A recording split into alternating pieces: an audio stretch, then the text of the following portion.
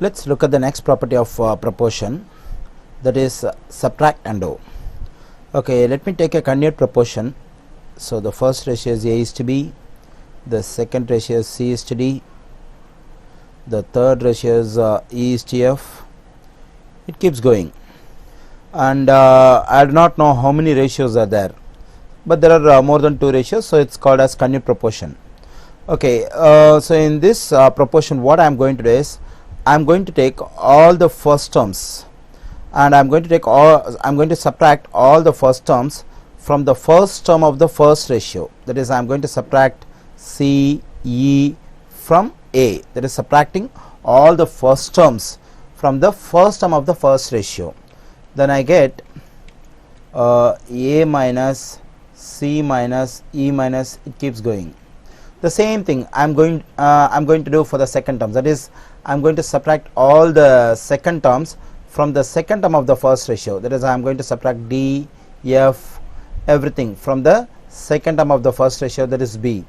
So then I get B minus D minus F. It keeps going. Now I form a new ratio with this one as first term and this one as second term. Now this new ratio will be equal to each ratio in the proportion. That is, if I want, I can equate this new ratio to the first ratio A is to B, or it can be equated to the second ratio C is to D, or it can be equated to any ratio in the proportion. So this property is called subtract and do. Let's look at the next property of proportion, that is subtract and do. Okay, let me take a continued proportion. So the first ratio is A is to B, the second ratio is C is to D, the third ratio is E is to F. It keeps going, and I do not know how many ratios are there, but there are more than 2 ratios, so it's called as continued proportion. Okay, so in this proportion, what I am going to do is I am going to take all the first terms, and I am going to subtract all the first terms from the first term of the first ratio. That is, I am going to subtract C, E from A. That is, subtracting all the first terms from the first term of the first ratio.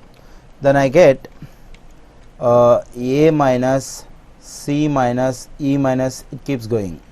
The same thing I'm going to do for the second term. That is, I'm going to subtract all the second terms from the second term of the first ratio. That is, I'm going to subtract D, F, everything from the second term of the first ratio, that is B.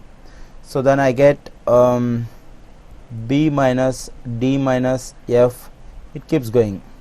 Now I form a new ratio with this one as first term and this one as second term. Now this new ratio will be equal to each ratio in the proportion.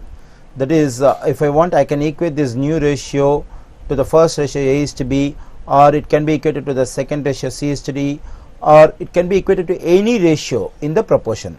So this property is called subtract and do.